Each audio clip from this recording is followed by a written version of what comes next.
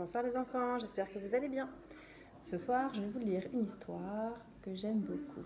Elle s'appelle Alexandre, le lionceau peureux du Kenya.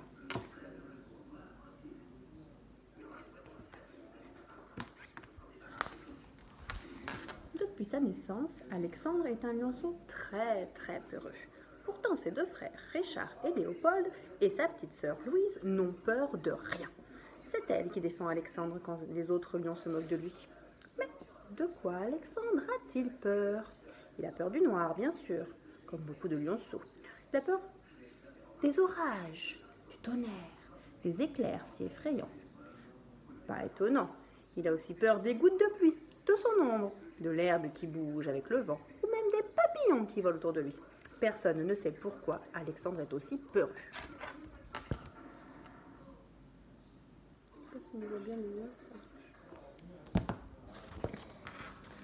Un jour de promenade dans la savane, aux côtés de leur mère, Alexandre, Richard, Léopold et Louise aperçoivent au loin un vieux rhinocéros gris qui broute tranquillement un acacia. Maman lion les fait s'arrêter net et leur dit « Chut, cachez-vous dans les hautes herbes et ne bougez pas d'un poil !» Maman lion leur raconte alors cet Harold, le vieux rhinocéros.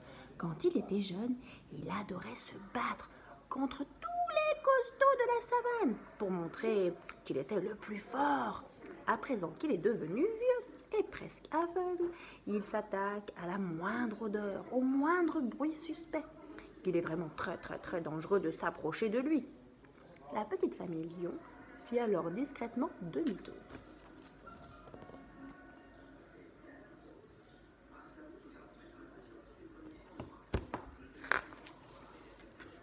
Mais le soir, au coucher du soleil, impressionnés par cette rencontre, Richard et Léopold complotent à voix basse. « Dis demain, moi j'irai lui mordre la queue au vieil Arnold.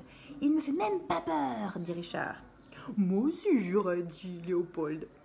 « Et moi, dit Louise, très enthousiaste, je veux y aller aussi. »« Et toi, Alexandre, tu ne veux pas y aller ?» demande Louise. En attendant cela, Richard et Léopold éclatent de rire, comme si ce vieux froussard d'Alexandre allait oser affronter un grand rhinocéros. « Moi, je veux pas, dit Alexandre, c'est trop dangereux. Et puis maman, elle nous l'a interdit, dit-il tout penaud. Avant de s'endormir, Alexandre a une idée.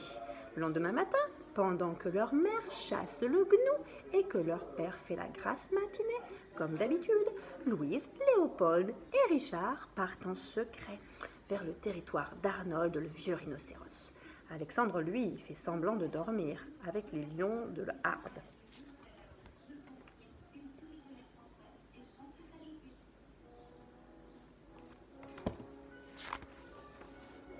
Mais, comme c'est un lionceau encore plus curieux que peureux, il décide de suivre discrètement ses frères et sa sœur. Il veut tout voir, tout savoir, tout comprendre. Richard, Léopold et Louise avancent sans faire de bruit jusqu'au grand baobab, à l'ombre duquel s'abrite le vieil Arnold qui dort. Comme la veille, il mâche quelques feuilles, ignorant qu'on l'observe.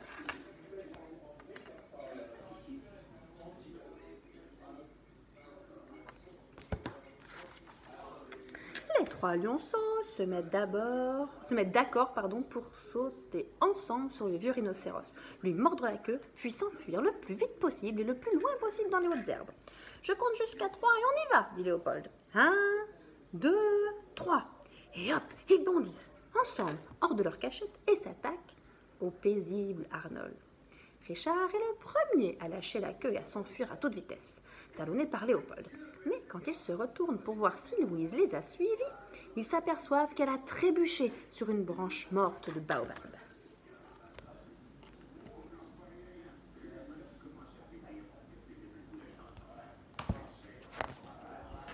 Pauvre Louise, elle est perdue face au vieux colosse qui la fixe méchamment. Il gratte le sol avec sa patte, les naseaux fumant de rage. La pauvre petite lionne n'ose plus bouger. Elle appelle à l'aide Richard et Léopold. Eux, qui se montrent toujours aussi courageux, ils vont faire quelque chose, juste pour elle.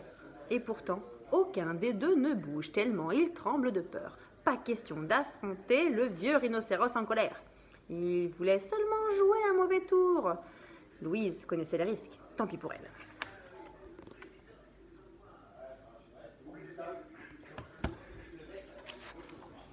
C'est Alexandre, le plus peureux, qui a assisté toute la scène, tapis dans le feuillage d'un buisson.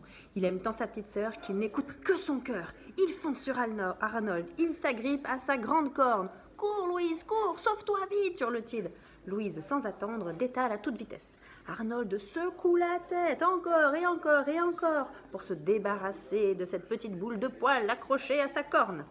Alexandre résiste le plus longtemps possible pour permettre à Louise de s'enfuir. Enfin, d'une secousse plus violente, Arnold fait lâcher prise au courageux lionceau. Mais fatigué, le vieux rhinocéros ne poursuit même pas Alexandre et préfère retourner sous son baobab. Un peu meurtri, mais toujours vivant, Alexandre rentre à la maison.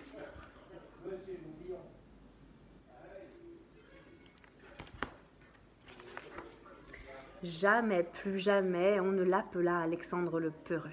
Pour tous, il fut désormais Alexandre le courageux.